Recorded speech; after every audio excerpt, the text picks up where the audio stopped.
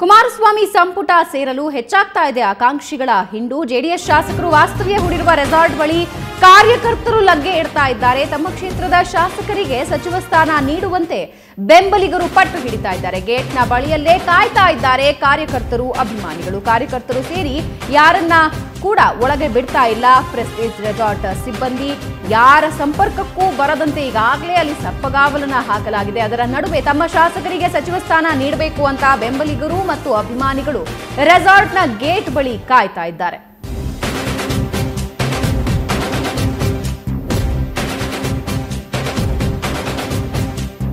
ಈ ಬಗ್ಗೆ ಇನ್ನಷ್ಟು ಡೀಟೇಲ್ಸ್ ನೀಡ್ತಾರೆ ನಮ್ಮ ಪ್ರತಿನಿಧಿ ಸುರೇಶ್. ಪ್ರೆಸ್ಟೀಜ್ ರೆಸಾರ್ಟ್ನಿಂದ ನೇರ ಸಂಪರ್ಕದಲ್ಲಿದ್ದಾರೆ. ಸುರೇಶ್, ಈಗಾಗಲೇ ಸಚಿವಾಕಾಂಕ್ಷಿಗಳ ಪಟ್ಟಿಯಂತೂ ದೊಡ್ಡದಾಗಿ ಬೆಳೀತಾ ಇದೆ. ಈಗ ಬೆಂಬಲಿಗರು ಮತ್ತು ಅಭಿಮಾನಿಗಳು ಒತ್ತಡ ಯಾವ ರೀತಿ ಇದೆ?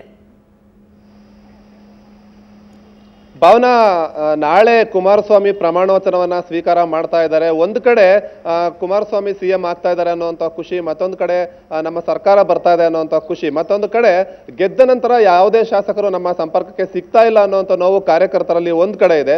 ಮತ್ತೊಂದು ಕಡೆ ನಮ್ಮದೇ ಸರ್ಕಾರ ಬರ್ತಾ ಇದೆ, ನಮ್ಮ ಭಾಗದ ಶಾಸಕರು ಸಚಿವರಾಗಬೇಕು ಅನ್ನುವಂಥ ಒಂದು ಆಸೆಯನ್ನ ಕೂಡ ಹೊತ್ಕೊಂಡು ಸಾಕಷ್ಟು ಜನ ಏನು ಈ ಶಾಸಕರು ಕಾರ್ಯಕರ್ತರನ್ನ ಭೇಟಿ ಮಾಡೋಕ್ಕೆ ಇದುವರೆಗೂ ಹೋಗಿಲ್ಲ. ಆದ್ರೆ ಕಾರ್ಯಕರ್ತರೇ ಇವರು ಇರುವಂತ ರೆಸಾರ್ಟ್ ಬಳಿಗೆ ಬಂದು ಒತ್ತಾಯವನ್ನ ಹೇರುವಂತಹ ಪ್ರಯತ್ನಗಳನ್ನ ಮಾಡ್ತಾ ಇದ್ದಾರೆ.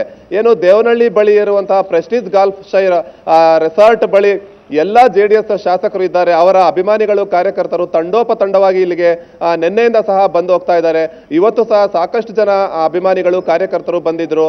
ಸರ್ಕಾರ ರಚನೆ ಆಗ್ತಾ ಇರುವಂತಹ ಹಿನ್ನೆಲೆಯಲ್ಲಿ, ನಾಳೆ ಕುಮಾರಸ್ವಾಮಿ ಪ್ರಮಾಣ ವಚನವನ್ನ ಸ್ವೀಕಾರ ಮಾಡ್ತಾ ಇರುವಂತಹ ಹಿನ್ನೆಲೆಯಲ್ಲಿ ನಮ್ಮ ಭಾಗದ ಶಾಸಕರಿಗೆ ಸಚಿವ ಸ್ಥಾನವನ್ನ ಕೊಡಬೇಕು ಅನ್ನುವಂತ ಒಂದು ಒತ್ತಾಯವನ್ನ ಸಹ ಹೇರ್ತಾ ಇದ್ದಾರೆ. ಈಗಾಗಲೇ ರಾಯಚೂರಿನ ಸಿಂಧನೂರಿನ ವೆಂಕಟರಾವ್ ನಾಡಗೌಡ ಅವರ ಪರವಾಗಿ ಸಾಕಷ್ಟು ಜನ ಕಾರ್ಯಕರ್ತರು ಬಂದು ಇಲ್ಲಿ ಒಂದು ಒತ್ತಾಯವನ್ನ ಹೇರಿದ್ರು. ಆದ್ರೆ ರೆಸಾರ್ಟ್ನ ಬಳಿ ಯಾರನ್ನೂ ಸಹ ಒಳಕ್ಕೆ ಬಿಡ್ತಾ ಇಲ್ಲ. ಕಾರ್ಯಕರ್ತರು ಅವರ ಶಾಸಕರನ್ನ, ತಮ್ಮ ಭಾಗದ ಪ್ರತಿನಿಧಿಗಳನ್ನ ಭೇಟಿ ಮಾಡೋದಕ್ಕೆ ಅವಕಾಶವನ್ನ ಕೊಡ್ತಾ ಇಲ್ಲ ಒಂದು ಕಡೆ. ಮತ್ತೊಂದು ಕಡೆ ಚಿಂತಾಮಣಿಯ ಶಾಸಕರಾದಂತಹ ಕೃಷ್ಣಾರೆಡ್ಡಿ ಅವರು ನಮ್ಮ ಜೊತೆ ಮಾತಾಡ್ತಾ ಹೇಳಿದ್ರು, ನಾನು ಕೂಡ ಸಚಿವ ಸ್ಥಾನದ ಆಕಾಂಕ್ಷಿ ಅನ್ನುವಂತ ಮಾತನ್ನ ಹೇಳಿದ್ರು. ಈಗಾಗಲೇ ಈ ಭಾಗದಲ್ಲಿ ಶಿವಶಂಕರ್ ರೆಡ್ಡಿ ಪ್ರಬಲ ಸಚಿವ ಸ್ಥಾನದ ಆಕಾಂಕ್ಷಿಯಾಗಿದ್ದಾರೆ. ಆದ್ರೂ ಕೂಡ ಜೆಡಿಎಸ್ ನಿಂದ ನಾನು ಕೂಡ ಆಕಾಂಕ್ಷಿಯಾಗಿದ್ದೇನೆ ಅನ್ನುವಂತ ಒಂದು ಮಾತನ್ನ ಹೇಳ್ತಾ ಇದ್ದಾರೆ. ಅದೇ ರೀತಿ ನಿಸರ್ಗ ನಾರಾಯಣ ಸ್ವಾಮಿ ದೇವನಹಳ್ಳಿ ಇದೇ ಭಾಗದ ಶಾಸಕರು ಮೊದಲನೇ ಬಾರಿಗೆ ಗೆದ್ದಿದ್ದಾರೆ.